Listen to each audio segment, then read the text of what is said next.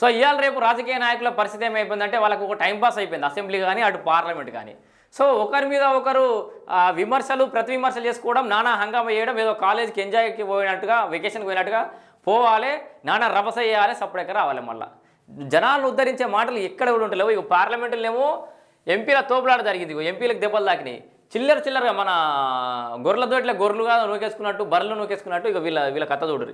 Parliament ఆవరణలో అసాధారణ ఘటన, కింద పడిన 2 భాజపా ఎంపీలు తల్ల గాయాలతో ఆసుపత్రిలో చేరిక, రాహుల్ తోచారంటున్న అధికార పార్టీలు వాళ్ళే నెట్టారంటున్న ప్రతిపక్ష నేత. స్కూల్ పిల్లలన్నా ఇవాళ రేపు డిసిప్లిన్ తోటి పోతురు. ఇక మన తెలంగాణ అసెంబ్లీ ముచ్చట కూడా చెప్తున్నారు. తెలంగాణ అసెంబ్లీలో ఏం జరిగిందో చూడండి. ఇగో 6వ రోజు అసెంబ్లీ సమావేశాలు దద్దరిల్లాయట. మొత్తం దద్దరిల్లా అంటే ప్రజా సమస్యల మీద కాదు, వ్యక్తిగత సమస్యల మీద, చిల్లర ఏషాల మీద అంతే.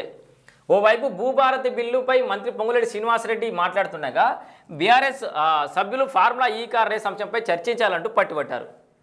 అదేమన్నా న్యాయస్థానమా లేకపోతే పోలీస్ స్టేషనా, అసలు అసెంబ్లీ అనుకుంటారా ఏమనుకుంటారా వీళ్ళంతా? ఒక వ్యక్తి చేసిన అవినీతికి సంబంధించిన అంశం మీద అసెంబ్లీలో చర్చ చేయాలంటారు. ప్రజా సమస్యలు మత్తుకున్నాయి కదా, భూభారత్ అనేది కొత్త చట్టం చేసిరు, దాని మీద డిస్కషన్ చేయరి. ఏమైనా తప్పులు ఉన్నాయా, ఒప్పులు ఉన్నాయా, గతంతో పోలిస్తే ఇప్పుడు ఇంకేమైనా మిస్టేక్ ఉన్నాయా, అసలు దాని డ్రాఫ్ట్ బిల్లో ప్రవేశపెట్టినప్పుడు చదువుకొని సమస్య మీద మాట్లాడాలి. జనాలకు పనికి వచ్చేది పనికొస్తుందా పనికిరాదా అని డిసైడ్ చేయాలి. ప్రజా ప్రయోజనార్థం పెట్టే బిల్లుల గురించి చర్చ చేయరాట, కానీ ఒకటి చేసిన అవినీతి గురించి అట చర్చ పెట్టారన్నట. ఇగో ఈ అవినీతి ఏలనేది చెప్పుకుంటుండు కదా, సుధభూషణ చెప్పుకుంటుండు కదా, బయట పడతాడు కదా, విచారణ జరుగుతుంది కదా, దానికి అసెంబ్లీలో చర్చ ఎందుకు? ఈ కాంగ్రెస్ వాళ్ళు కూడా ఈ అవినీతి అని, ఈ కోట్ల దొంగలని, ఆ కోట్ల దొంగలని ముచ్చట పక్క పెట్టి ఫస్ట్ మీరు ఏం బిల్లులు ప్రవేశపెట్టాలనుకుంటారు, ఆ బిల్లు యొక్క సారాంశం ఏంది, దాంట్లో సబ్జెక్ట్ ఏముందో మాట్లాడాలి.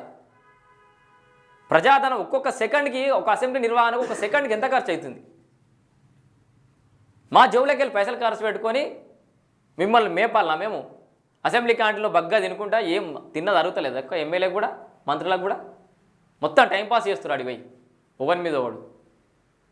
మొత్తం మీదే రాజ్యం, మీదే అధికారం అనుకుంటున్నాము. ప్రజలంతా తిరగబడ్డ రోజు మీ సంగతి ఎంత ఏర్పడుతుంది. ఇక ఈ ఫార్ములా కార్ రేస్ అంశంపై చర్చించాలంటూ పట్టుబడ్డారు. ఈ క్రమంలో వారంతా పేపర్లు చించి స్పీకర్ వైపు గాల్లో ఎగరవేస్తూ ప్లక్కార్డులతో వెల్లోకి తీసుకొచ్చారు. రౌడీ లెక్కనే బిహేవ్ అవుతారు వీళ్ళైతే. మొత్తం ఈ మధ్యలో ఏదైనా ఉంటే ఆ బయట టెంట్ వేసుకొని ఆమర నిరాహార దీక్ష చేయరు శాతనైతే. ఏదైనా ఉంటే స్పీకర్ మీద దాడికే పోయాడు ఒక రకంగా. ఈ దాడి అనే చెప్పుకోవచ్చు. ఈ చిల్లరేషాలు ఏంది, ఏం నిరసన చెప్తారు, దేని గురించి నిరసన చెప్తారు మీరు?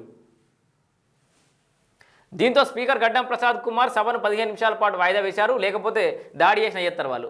ఈ క్రమంలోనే కాంగ్రెస్ ఎమ్మెల్యేలు స్పీకర్ను అవమానించారంటూ అసెంబ్లీ ఆవరణలో నిరసన దిగారు.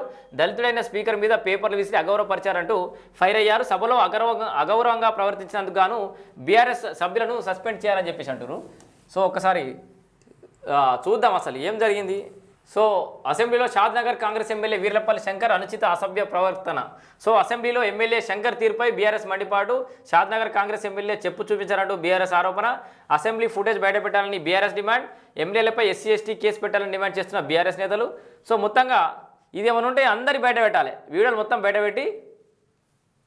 అయ్యో కేటీఆర్కి ఫార్ములా ఈ రేస్ మీద సభలో మాట్లాడడానికి అవకాశం ఇవ్వాలి. ఆల్రెడీ టీ న్యూస్లో నిన్న లైవ్ పెట్టుకుంది కదా, రాత్రి అంతా మొత్తం చెప్పిండు కదా సబ్జెక్ట్ అంతా. ఇంకా గిల్ల మాట్లాడేందుకు అదేదో విచారణ వెళ్తారు, విచారణ అక్కడ మొత్తం అవి ఇస్తా అని చెప్పిండు కదా. ఆయన పట్టుకున్న కాయిదాలు ఎంతసేపు వీడు అవినీతి ఏడుంది, వీడు అవినీతి ఏడుంది అంటుండు, డబ్బులు ట్రాన్స్ఫర్ అయినాయి అంటుండు. కానీ మౌఖిక ఆదేశాల మేరకు ట్రాన్స్ఫర్ అయినాయా, ఏదైనా ప్రొసీజర్ ప్రకారం ట్రాన్స్ఫర్ అయినాయా అని ముచ్చట చెప్పాలి. నేను కూడా ఆ వీడియో మొత్తం చూసిన, ప్రెస్ మీట్. సో ఎంతసేపు తెలంగాణకు బ్రాండ్ ఇమేజ్ తేవాలని, అది చేయాలని, ఇది తేవాలని చేసినా అంటుండు, డబ్బులు ట్రాన్స్ఫర్ అయినాయి అంటుండు, వాళ్ళకి ముట్టినాయి అంటుండు. సో మధ్యలో ఒక స్పాన్సర్ చేసే కంపెనీ డ్రాప్ అయింది అంటుండు, అవన్నీ చెప్తుండు. కానీ అసలు ఆ 55 కోట్ల రూపాయలకు సంబంధించి కరెక్ట్గా డీటెయిల్స్ చెప్తలేడు. సో ఒక సభ్యుడి మీద అక్రమ కేసు పెట్టినప్పుడు ఆ సభ్యుడికి చెప్పుకునే అవకాశం ఇవ్వాలి కదా. వారు మాట్లాడితే మీకు, ప్రభుత్వానికి, ఈ రాష్ట్ర ప్రజలకు కూడా ఒక క్లారిటీ వస్తుంది. ఆల్రెడీ నా క్లారిటీ వచ్చేసింది, ప్రెస్ మీట్ పెట్టిండి అయిపోయింది. ఇక ఏమైనా ఉంటే ఏసీబీ ఎంక్వైరీలా ఏమైనా ఉంటే అక్కడ విచారణలో చెప్పుకోవాలి. సో మొత్తంగా అసెంబ్లీ అంతా చిల్లర అయిపోతుంది. తెలంగాణ అసెంబ్లీ అంతా పశువుల కూటం లెక్క అయిపోయింది.